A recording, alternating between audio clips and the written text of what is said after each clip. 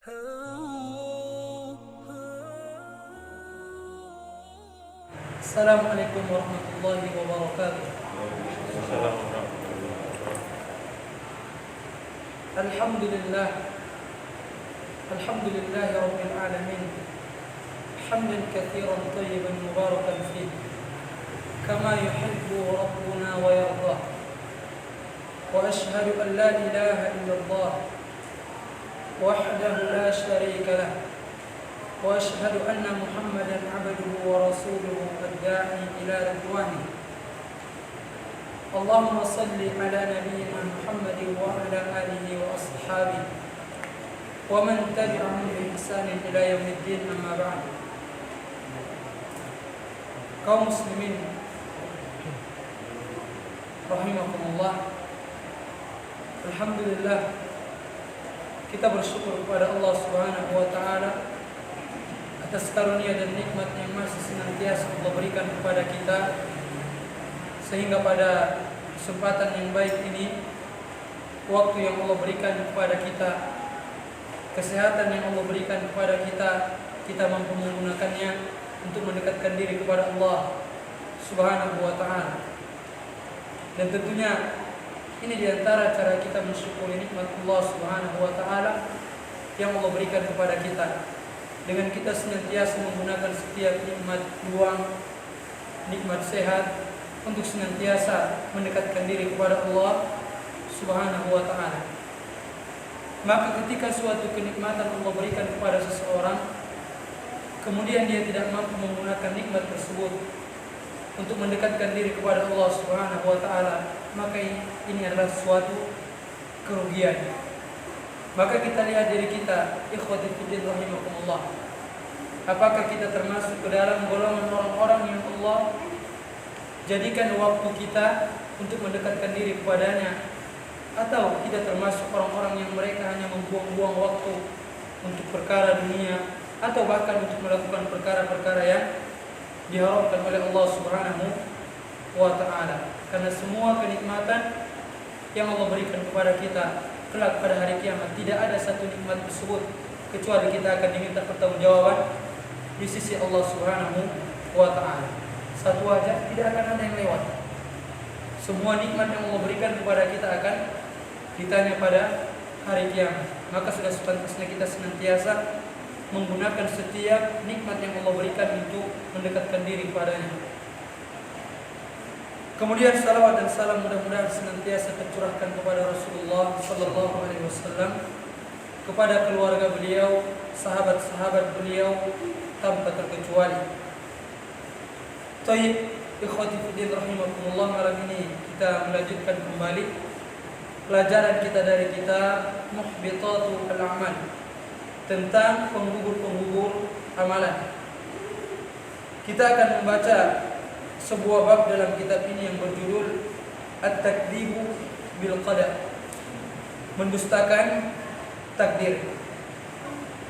Berkata Syekh Muhammad bin Ibrahim An-Nu'aim rahimahullah, wa min muhbitati al-a'mal wa itlafi al-hasanah, dan di antara perkara-perkara yang bisa menggugurkan amal-amalan dan menghilangkan kebaikan-kebaikan, at-takdzibu bil qadar, dengan seseorang mendustakan takdir, baik yang dia dustakan takdir yang berkaitan dengan kebaikan, ataupun takdir yang menimpa dia adalah takdir yang menurut dia itu adalah suatu keburukan.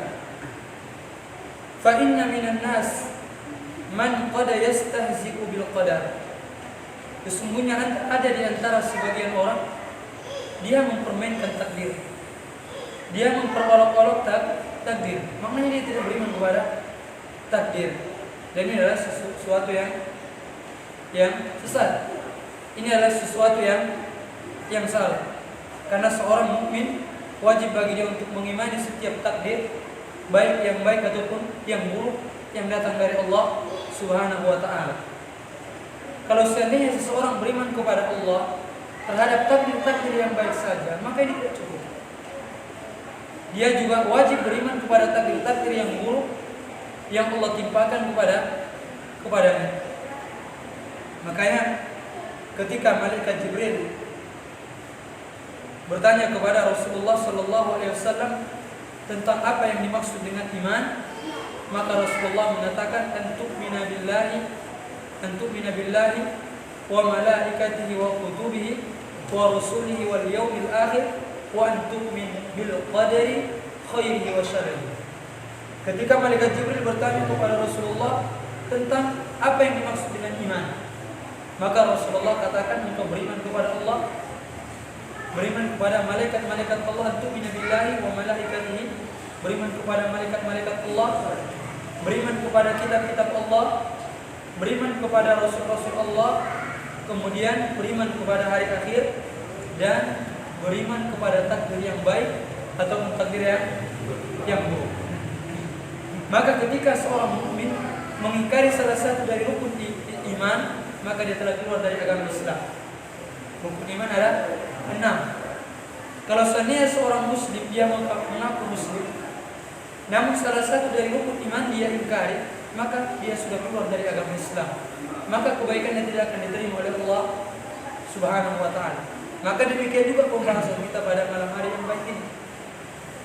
Seseorang yang mengingkari takdir, maka Allah Subhanahu wa taala tidak akan menerima amalannya. Beliau katakan sebagian manusia ada di antara mereka yang mempermainkan takdir. Wa yakdzibu bil qadri wa huwa la yadri. Kemudian dia mendustakan takdir, padahal dia tidak mengetahui. Famithlu hadza lam yastafida min hasanati allati jama'aha fid dunya. Maka orang-orang yang seperti ini, orang-orang yang mendustakan takdir, maka pada hari kiamat dia tidak akan bisa mengambil sedikit pun manfaat dari setiap kebaikan yang dia lakukan. Baik dia misalnya sholat, dia bersedekah, dia qiyamul lail dan melakukan semua ibadah, tetapi kalau dia mendustakan takdir pada hari kiamat, kebaikan tersebut dia tidak bisa mengambil sedikit pun manfaat darinya.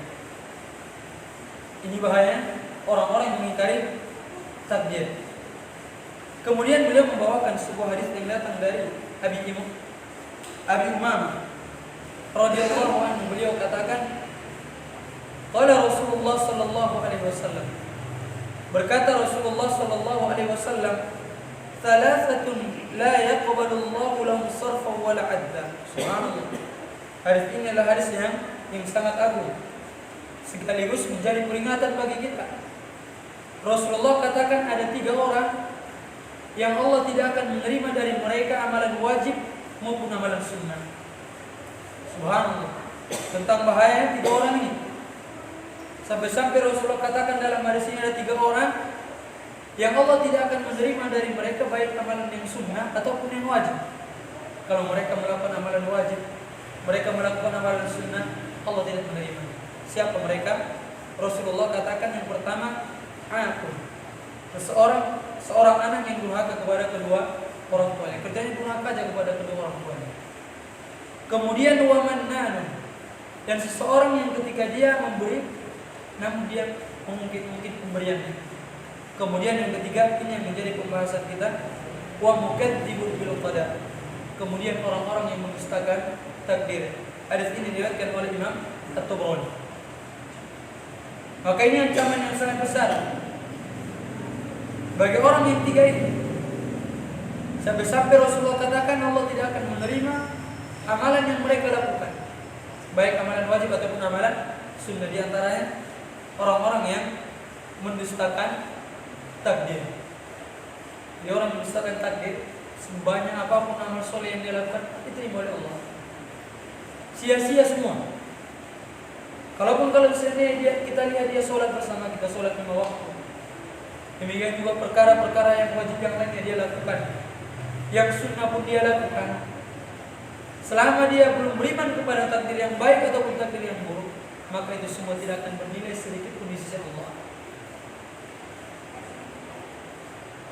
Tapi anda yakin itu semua beriman kepada takdir? Mudah-mudahan. Jangan sebab kita beriman kepada takdir yang baik ada. Yang kalau takdir yang baik dia beriman, pas yang buruk tak beriman, sama aja. Harus beriman kepada takdir yang baik ataupun yang buruk. Dan memang di dunia tak pernah ada orang yang dia dapatkan yang baik-baik terus. Enggak ada. Namanya hidup, kadang-kadang kita mendapatkan nikmat, kadang-kadang kita diuji. Itulah dunia. Tidak ada di antara manusia yang setiap hari Allah uji dia, tak pernah Allah berikan kenikmatan. Tak ada. Ada yang sanggup? Tak ada yang sanggup, ikhwan. Kalau seandainya seorang diuji aja hidupnya, tak ada yang sanggup. Kita kadang-kadang satu hari diuji dengan kelaparan, di mana kira-kira? Satu hari tak megang uang, atau 2 hari, 3 hari, galau kali rasanya ini. Maka kita dalam hidup ini senantiasa diuji, terus dia berputar. Itulah dunia. Kalaupun seandainya kita senang, kesenangannya yang terbatas saja. Kalaupun seandainya kita sakit, sakitnya terbatas saja. Habis itu selesai. Itulah dunia. Dan kita wajib beriman kepada takdir Allah, baik itu baik, takdir yang baik ataupun takdir yang buruk. Makanya Rasulullah kalau beliau mendapatkan suatu kenikmatan, dijelaskan oleh Aisyah, maka beliau mengatakan alhamdulillah alladzi bi ni'matihi tatimmus shalihat. Beliau senantiasa memuji Allah. Kalau seandainya beliau mendapatkan sesuatu yang tidak beliau inginkan, beliau tetap memuji Allah dengan mengucapkan alhamdulillah ala kulli hal. Ini yang dicontohkan oleh Rasulullah. Kita kadang-kadang dapat nikmat tak memuji Allah, ketika ditimpa musibah apalagi. Rasulullah ketika mendapatkan nikmat, beliau mengatakan, mengucapkan alhamdulillah alladzi bi ni'matihi tatimmus shalihat. Ini sunnah. Pas dapat nikmat ucapkan ini. Ketika mendapatkan sesuatu yang tidak beliau inginkan, beliau tetap memuji Allah. Alhamdulillah ada beli. Maka sulit seorang mendapatkan nikmat mampu memuji Allah, apalagi ketika tidak mendapatkan nikmat. Inilah yang dicontohkan oleh Rasulullah. Jadi yang 3 ini kata Rasul tidak akan diterima dari mereka amalan sunnah ataupun amalan wajib. Di antara orang yang mendustakan takdir. Makanya di masa akhir-akhir kehidupan para sahabat, karena penyimpangan takdir ini terjadi di akhir-akhir generasi sahabat. Jadi di zaman Rasulullah belum ada orang yang mendustakan takdir. Tetapi di akhir-akhir masa sahabat, mulai dari sebagian kelompok yang mengingkari takdir. Dan mereka adalah ahli ibadah. Mereka hafal Al-Quran, banyak bacaan Al-Quran, sholat sunnahnya mereka banyak. Kemudian permasalahan ini diadukan kepada sahabat yang bernama Ibnu Umar, berkaitan dengan orang-orang yang melakukan penyimpangan terhadap takdir. Dijelaskan kepada Ibnu Umar, mereka adalah orang yang banyak ibadahnya, bukan main-main orang ini. Mereka adalah orang-orang yang banyak ibadahnya, sholat mereka banyak, puasa mereka banyak, tapi mereka beriman dengan takdir. Maka Ibnu Umar mengatakan, kalau kalian berjumpa dengan mereka, katakan aku berlepas diri terhadap mereka dan mereka berlepas diri dengan. Kalau seandainya mereka menginfakkan sebesar gunung Uhud emas, maka Allah tidak akan menerima dari mereka sampai mereka beriman terhadap takdir. Bayangkan sana. Kalau seandainya orang yang mendustakan takdir, mereka berinfak dengan sebesar gunung Uhud emas, berapa kilo kira-kira? Berapa ton? Belum ada yang pernah mengukurnya kan? Besar amalannya. Maka itu tidak akan Allah terima sampai mereka beriman terhadap takdir. Maka ini dalil kenapa orang yang mendustakan takdir, mereka termasuk orang-orang yang Allah gugurkan amalan mereka. Ini perkataan Ibnu Umar. Demikian juga dalam hadis yang lain ketika Ubadah bin Samit, beliau memberikan nasihat kepada anaknya. Jadi kita sebagai orang tua, nggak apa-apa sekali-sekali sampaikan nasihat kepada anak-anak. Harus. Orang tua itu diantara kewajibannya terhadap anak, membimbing anak tersebut agar dia taat kepada Allah. Jadi bukan hanya sekedar kita cari nafkah, harus selesai. Yang paling penting adalah bagaimana caranya keluarga kita paham agama. Mereka taat kepada Allah. Nah, ketika Allah mengatakan dalam Al-Quran, ya ayyuhalladzina amanu qu anfusakum wa ahlikum nar. Wahai orang-orang yang beriman, yang pertama jagalah diri kalian. Kita dulu nih, masing-masing. Wa ahlikum, dan keluarga-keluarga kalian dari apa? Siksa neraka. Maka Ali bin Abi Thalib mengatakan, bagaimana cara kita untuk menjaga keluarga kita dari siksa api neraka, beliau katakan ajarilah mereka masalah ilmu agama.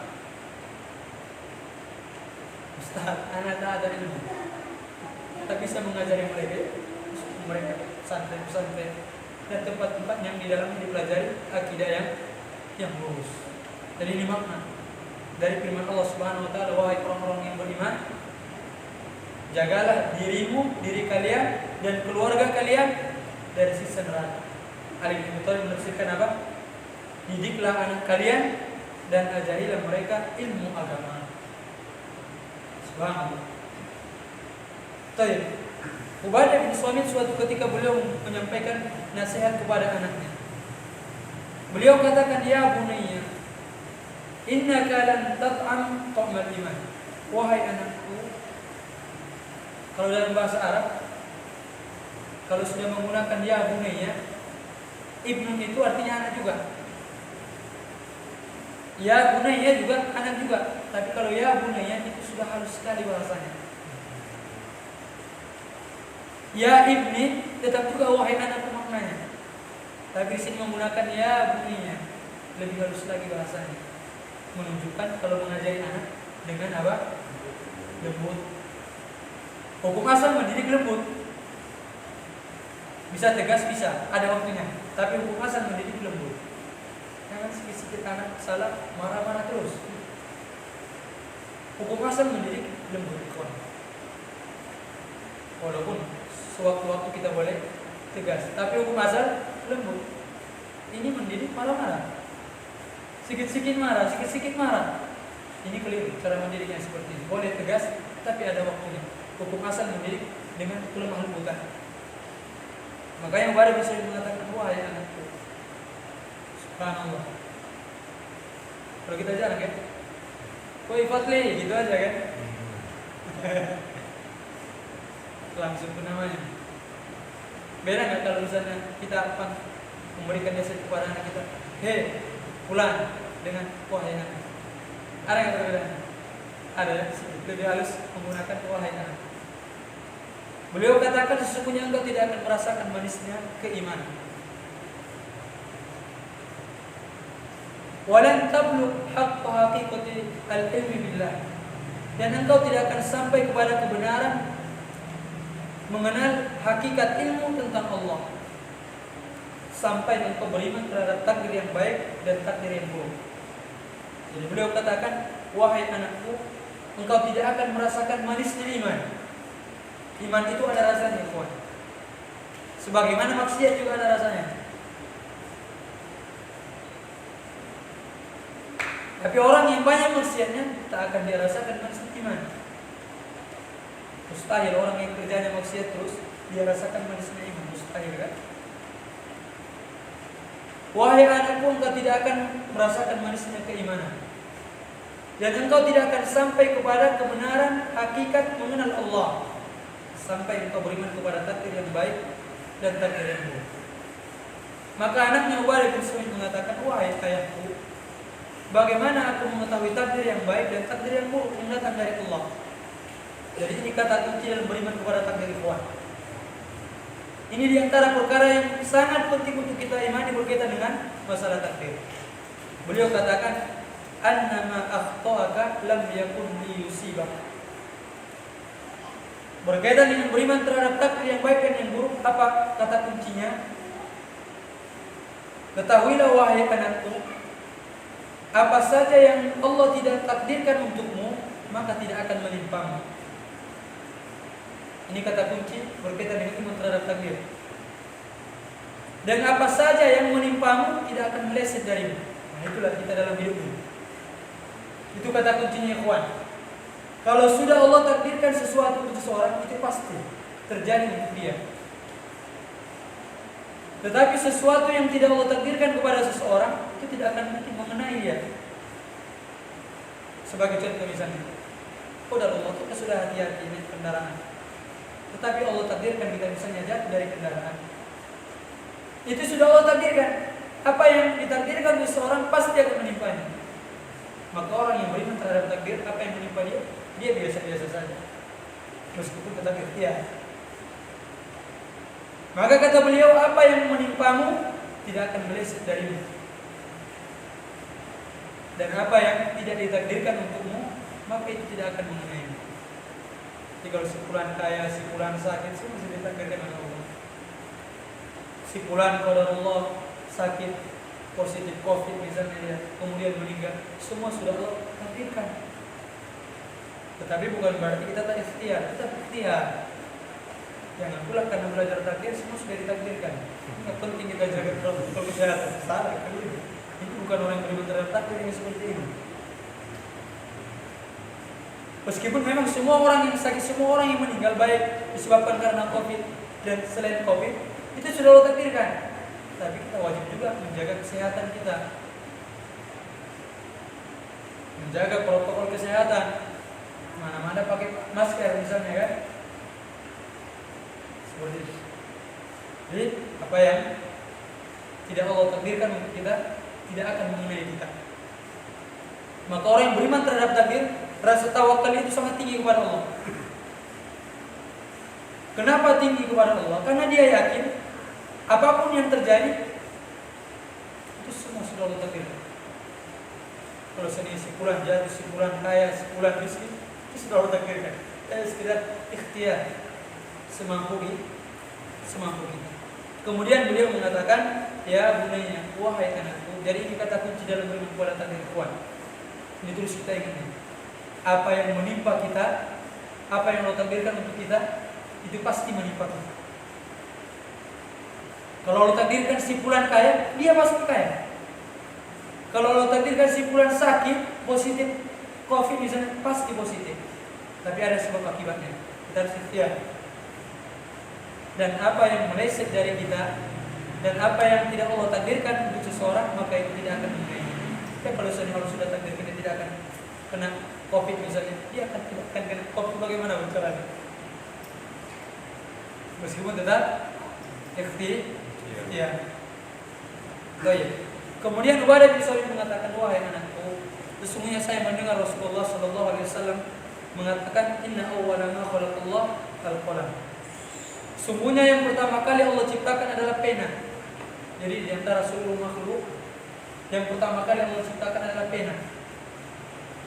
Tapi antum jangan bayangkan penanya seperti apa Ustaz? Jangan. Ya kan? Penanya besar enggak Ustaz? Tintanya berwarna apa? Terbuat dari apa? Jangan. Antum imani aja yang pertama kali Allah ciptakan kolam, pena. Enggak usah dibayang-bayangkan. Enggak usah disama-samakan dengan pena di dunia, tak mungkin sama. Ini kalau berkaitan dengan apa? Hari kiamat, imani aja. Berkaitan dengan sesuatu yang gaib, imani aja. Jadi yang pertama kali Allah ciptakan pena. Intinya untuk imani aja, pena. Jangan tahu saya ditanya bagaimana warnanya, dari mana bahannya, tahu saya ditanya. Intinya pertama kali ciptakan Allah pena. Kemudian Allah mengatakan, wahai pena, tulislah. Maka pena mengatakan apa yang ditulis? Maka Allah Subhanahu wa taala mengatakan, tulislah takdir-takdir segala sesuatu sampai terjadi hari kiamat. Jadi sudah tulis semua ikhwan. Kita mau kaya, mau sehat, mau miskin, mau bangkrut, semua sudah ditakdirkan sebelum Allah ciptakan kita. Kewajiban kita hanya sekedar ikhtiar semaksimal mungkin. Makanya tadi Anda katakan orang beriman kepada takdir tak galau dia dalam hidup. Karena dia yakin semua sudah ditakdirkan Allah. Intinya dia usaha, ikhtiar semampu dia. Semua yang diserahkan kepada setelah dia serahkan kepada Allah Subhanahu wa taala. Kemudian beliau memberikan nasihat yang terakhir dalam hadis ini, wahai anakku, in mitta lasta ala dzalika dakhaltan. Nah, wahai anakku, kalau seandainya engkau meninggal tetapi keyakinanmu terhadap takdir tidak sesuai dengan apa yang aku jelaskan di atas tadi, maka engkau akan masuk ke dalam neraka jahanam. Berarti orang yang tak beriman kepada takdir rancang masuk neraka jahanam.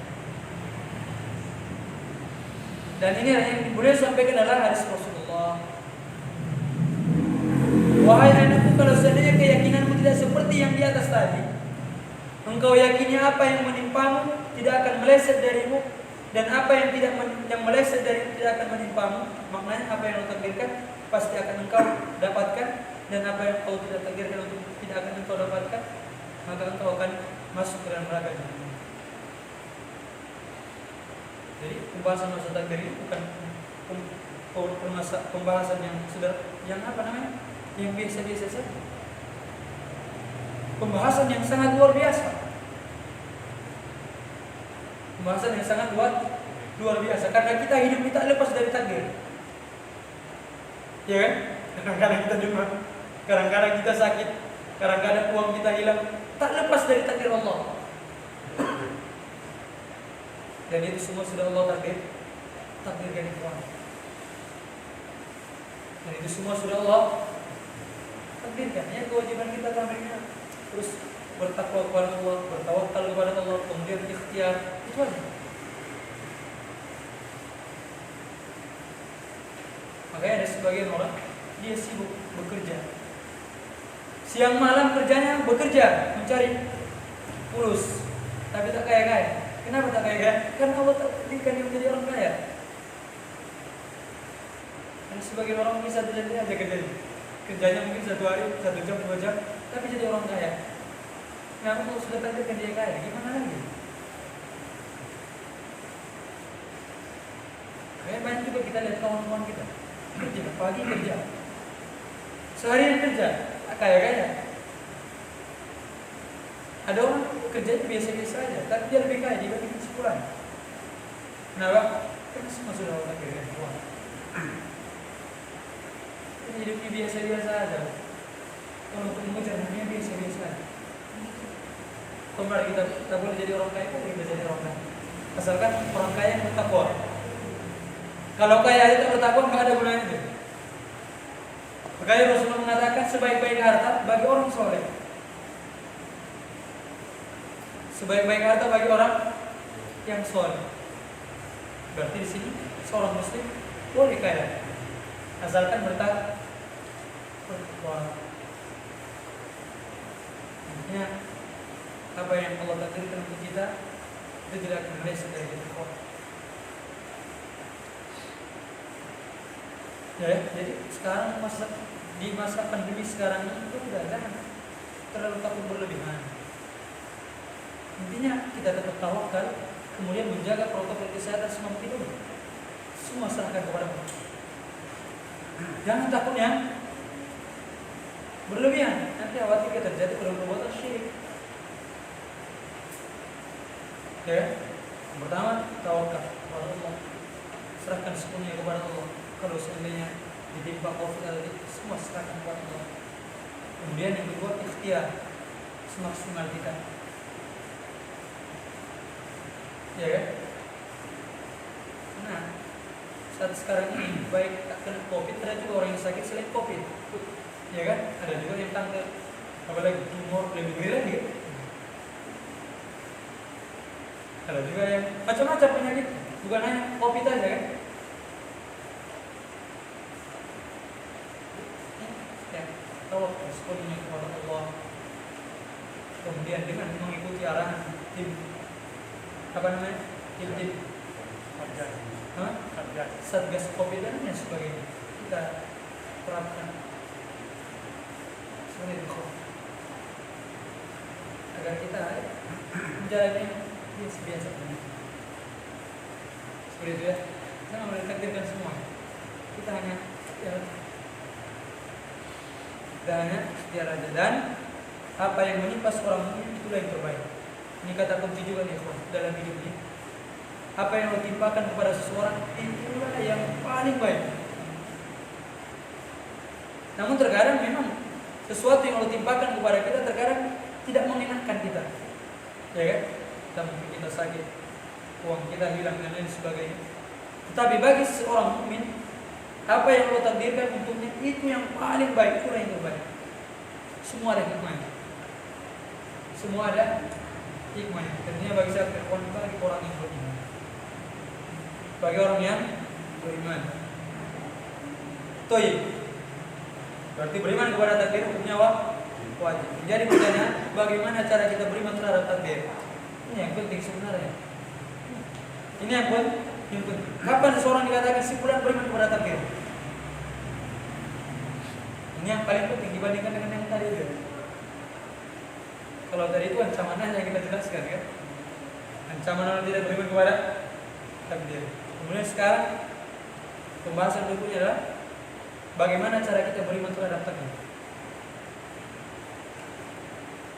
Kata para ulama, maratibu al-qadar ada 4. Tingkatan beriman kepada takdir ada 4.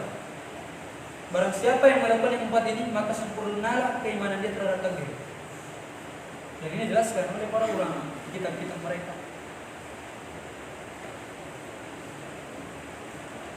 Yang pertama adalah al-ilmu. Al-ilmu mengenai pengetahuan.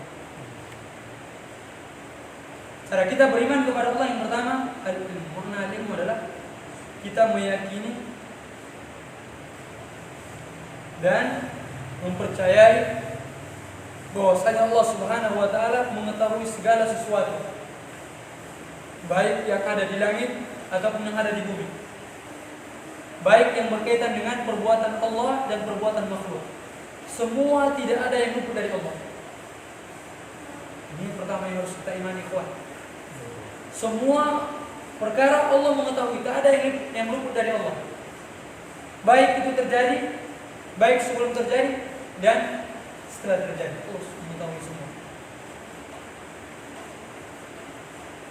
Apapun yang ada dalam dunia ini, di langit, di bumi, apapun yang terjadi, semua Allah sudah tahu. Ini yang pertama, ikhwan. Makanya di sana ada kecelakaan, di sana terjadi banjir, di sana terjadi ini dan itu, semua Allah sudah mengetahui.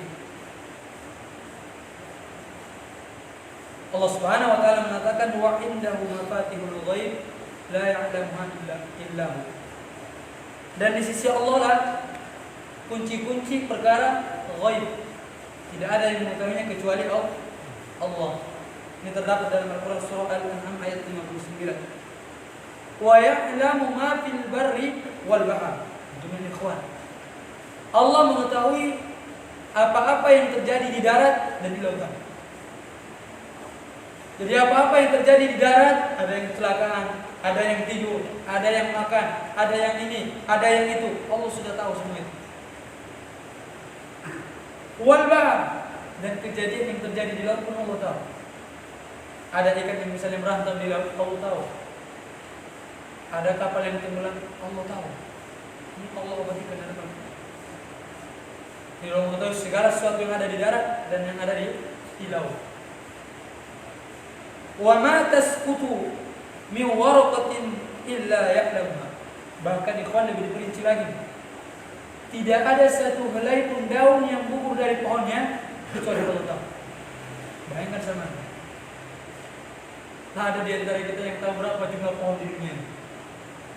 Kata Allah dalam Al-Quran, tidak ada satu helai daun pun yang gugur dari pohonnya kecuali Allah tahu. Kita jangan berbicara pohon yang ada di belakang padang, yang di sekitar musola itu paling banyak pohon. Tidak ada satu pun dari pohon tersebut gugur daunnya, satu helai daunnya kecuali Allah mengetahui. Wala habbatin fi dhulumatil ardi wala ratbin wala yabis illa fi kitabin mubin. Bahkan tidak ada satu biji pun yang jatuh di bumi ini, baik sesuatu yang basah, baik sesuatu yang kering, kecuali semua itu telah Allah catat di Lauhul Mahfuz. Ini semua Allah tahu. Segala sesuatu Allah mengetahuinya, tidak ada yang luput dari Allah. Bahkan sebelum itu terjadi Allah sudah tahu. Sebelum sesuatu terjadi Allah sudah tahu. Ini yang pertama, cara kita beriman kepada takdir. Kita yakini dan kita percaya bahwasanya Allah mengetahui segala sesuatu, baik yang ada di langit, baik yang ada di bumi, baik yang berkaitan dengan perbuatan hamba-hambanya, demikian juga yang berkaitan dengan perbuatan Allah. Semua tidak ada yang luput dari Allah. Ini yang pertama. Kemudian yang kedua Al-Kitab.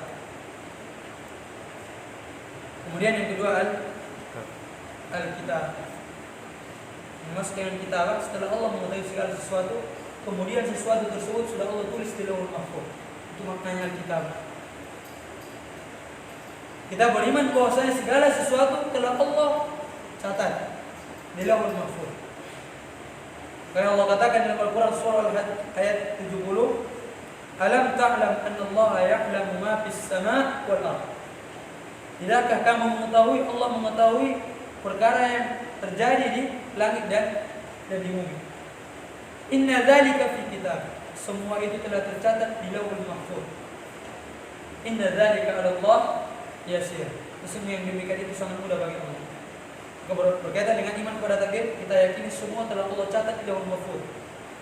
Bahkan 50.000 tahun sebelum Allah ciptakan langit dan bumi. Makanya Rasulullah katakan dalam sebuah hadis, Kataballahu maqadirul khalaiq qabla an yakhluqas samawati wal arda bi 50,000 sanah. Sesungguhnya Allah telah mencatat takdir-takdir segala sesuatu sebelum Allah ciptakan langit dan bumi selama 50.000 tahun. Jadi sebelum ada langit dan bumi, takdir segala sesuatu telah Allah catat di Lauhul Mahfuz. Si fulan orang kaya, si fulan orang miskin, si fulan hari ini sakit, si fulan hari ini safar, si fulan hari ini tidak berangkat kerja, dan lain-lain sebagainya. Sudah dicatat. Kapan dicatat?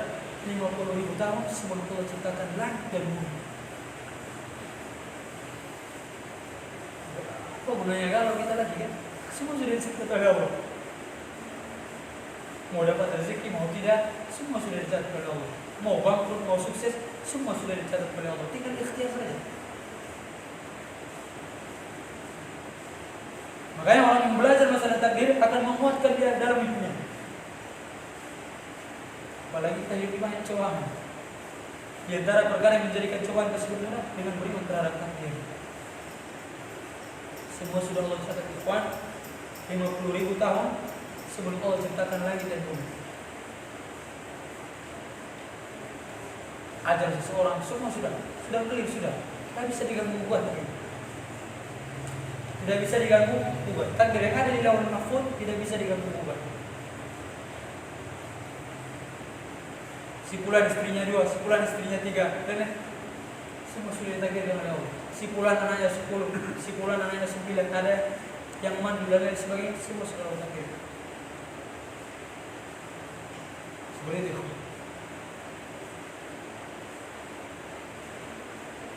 Ini yang kedua. Jadi kita yakini bahwasanya semua telah Allah tulis di Lauhul Mahfuz.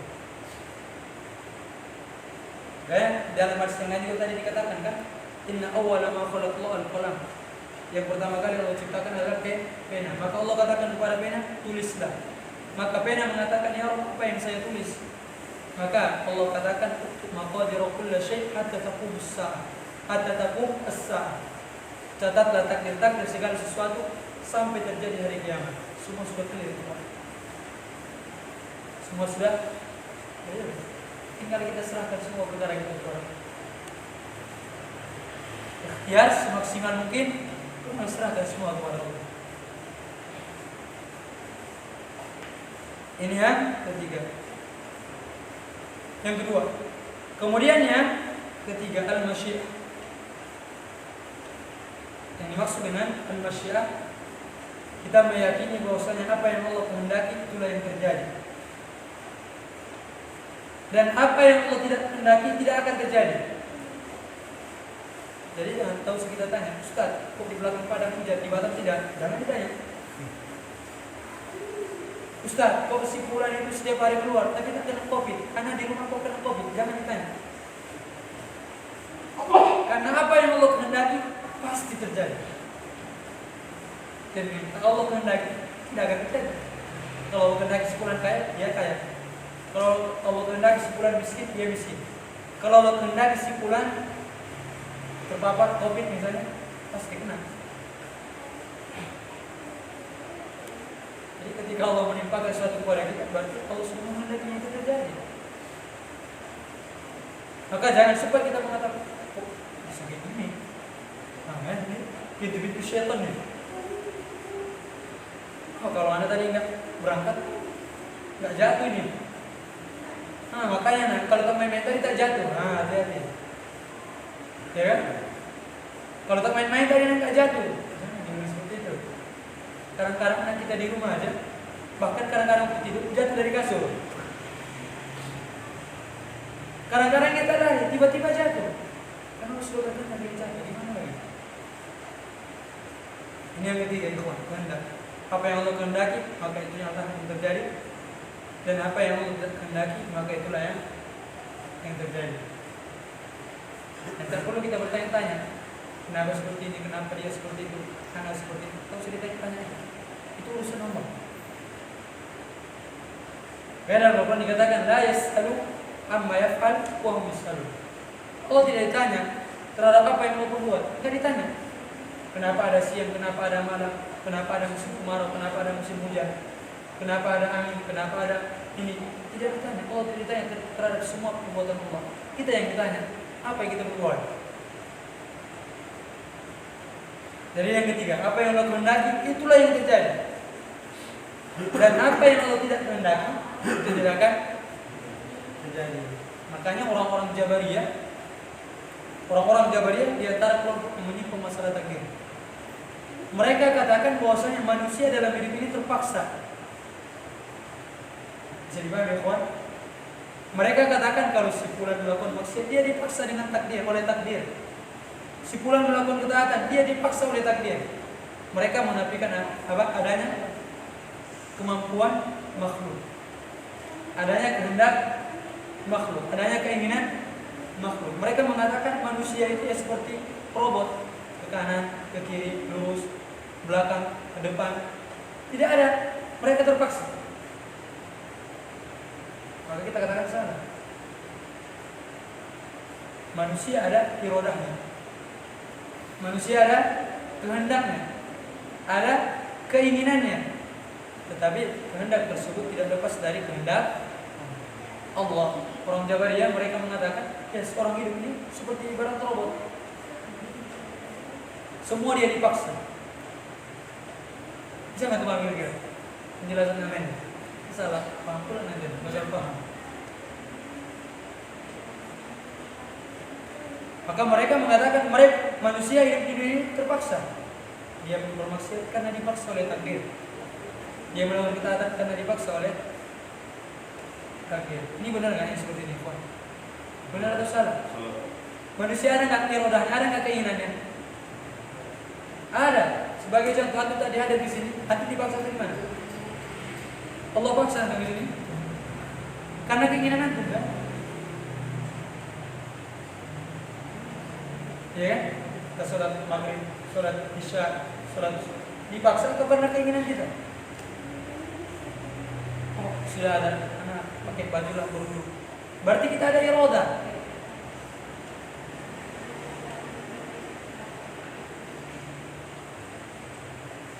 Tetapi keinginan kita, iroda kita sesuai dengan kehendak Allah. Seperti itu. Demikian juga orang yang melakukan maksiat, tidak kita katakan dia terpaksa. Bahkan dia tahu itu boleh, itu haram, tapi tetap dia lakukan.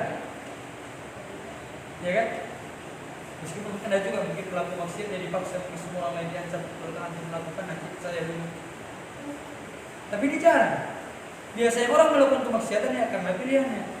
Dia tahu itu tak boleh, dia tahu itu berdosa, tapi tetap dia lakukan. Makanya Allah katakan wa ma tasyauna illa ay yasha Allah rabbul alamin. Dan tidaklah kalian mampu berkehendak kecuali Allah Subhanahu wa taala menghendaki. Baik. Ini yang ketiga, al-masyiah. Jadi kita harus yakini apa yang Allah kehendaki, itulah yang terjadi. Dan kalau tak Allah kehendaki, maka itu tidak akan terjadi. Seperti itu ya kawan. Kalau seandainya kita sakit, Allah sudah kehendaki kita sakit. Si fulan meninggal, Allah sudah kehendaki dia meninggal. Seperti itu. Kemudian yang keempat, al-khalq. Kita juga meyakini bahwa Allah Subhanahu wa taala menciptakan takdir tersebut. Ya kan? Setelah Allah mengetahui segala sesuatu, kemudian Allah catat itu, kemudian Allah berkehendak ini terjadi dan tidak, kemudian Allah ciptakan si fulan kaya, si fulan miskin, si fulan demikian, si fulan demikian. Ini masih dengan al-khalq. Makanya Allah Subhanahu wa taala mengatakan Allahu khaliqu kulli syai'. Allah lah yang menciptakan segala sesuatu. Jadi kata para ulama, ketika 4 perkara ini kita lakukan, barulah sempurna keimanan kita terhadap takdir. Kalau betul-betul kita pahami yang 4 ini, kemudian kita amalkan, barulah kita dikatakan beriman terhadap takdir. Yang pertama, kita yakini Allah Subhanahu wa taala mengetahui segala sesuatu. Tidak ada yang luput dari ilmu Allah, baik yang ada di langit, di bumi, berkaitan dengan perbuatan makhluk, berkaitan dengan perbuatan Allah, tidak ada yang luput dari Allah. Kemudian yang kedua, Allah Subhanahu wa taala telah mencatat segala sesuatu di Lauhul Mahfuz sebelum Allah ciptakan langit dan bumi. Kemudian yang keempat, kita beriman terhadap masyiat. Apa yang Allah kehendaki, itulah yang akan terjadi. Dan apa yang tidak Allah kehendaki, maka itu tidak akan terjadi. Kemudian yang keempat, al-khalqu. Allah menciptakan segala sesuatu. Baik. Ada pertanyaan? Enggak ada pertanyaan pada Isya kan? Sebelum nanti ada perkara yang kurang jelas. Nah, misalnya kita dapat sesuatu itu rezeki atau takdir. Masalah? Misalnya dapat sesuatu itu rezeki atau takdir. Apakah sama saja? Yang pertama, yang kedua terkait masalah ucapan orang tua. Misalnya kan sudah dibilang kata yang seperti itu, tetapi terjadi. Apakah perkataan itu termasuk mengingkari takdir Allah? Yang pertama dulu mana kita jawab. Yang pertama, ketika seorang dapat rezeki, apakah itu dikatakan si fulan dapat rezeki atau itu sudah takdir Allah? Kita katakan dulu yang benar. Ketika seseorang dapat rezeki, benar kita katakan si fulan dapat rezeki. Dan si fulan dapat rezeki karena itu semua sudah ditakdirkan di Lauhul Mahfuz. Jadi dua bahasa ini sama. Jadi kalau misalnya seorang dapat rezeki, kita katakan dia dapat rezeki. Iya, si fulan itu dapat rezeki karena takdir dari Allah. Karena Allah Subhanahu wa taala sudah mentakdirkannya. Baik, ini mungkin jawabannya. Jadi benar kita katakan ketika seorang dapat rezeki, alhamdulillah dia dapat rezeki. Tetapi si fulan dapat rezeki misalnya hari ini sekian dan sekian, itu sudah Allah takdirkan sebelum Allah ciptakan langit dan bumi selama 50.000 tahun sebelum Allah ciptakan langit dan bumi. Jadi intinya apa yang terjadi pada seorang, si fulan dapat rezeki, si fulan sakit, maka itu semua sudah Allah takdirkan di Lauhul Mahfuz, sudah Allah catat di Lauhul Mahfuz. Jadi duluan bahasanya benar.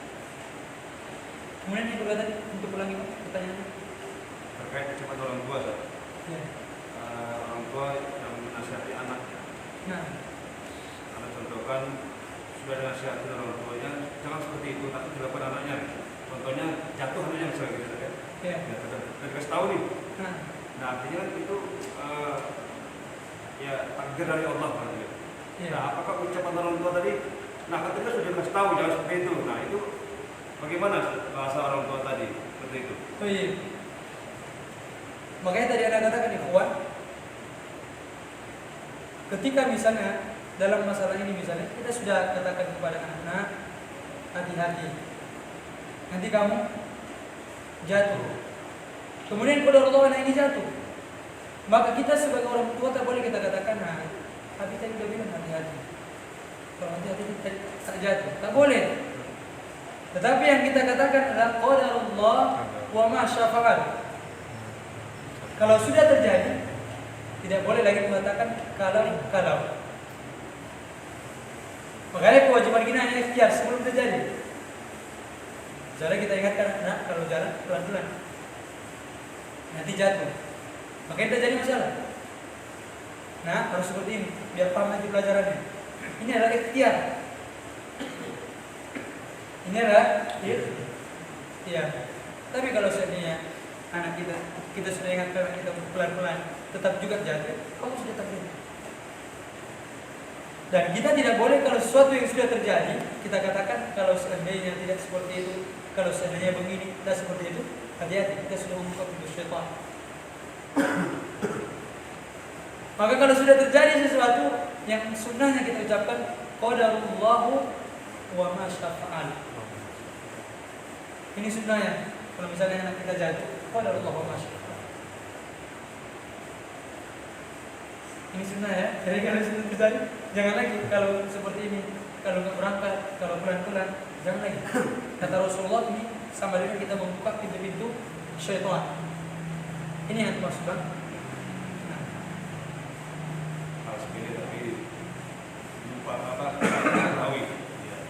Kadang-kadang kita terjatuh juga ya, iya kan?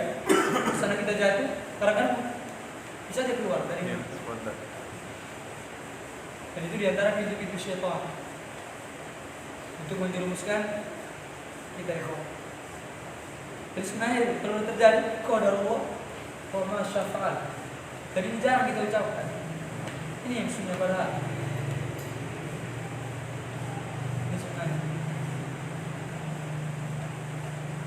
Maknanya Allah telah mentakdirkan dan apa yang Allah berbuat itulah yang terjadi. Itu maknanya qadarullah wa ma syaa fa'al. Ada yang lain tuan? Apakah setiap perbuatan kita sudah tercatat bakal begini itu apakah sudah tercatat semua? Sudah tercatat semua. Apa terbuat? Itu makanya tadi Allah katakan dalam Al-Qur'an, alam ta'lam anna Allah ya'lamu ma fis sama' wal ardh.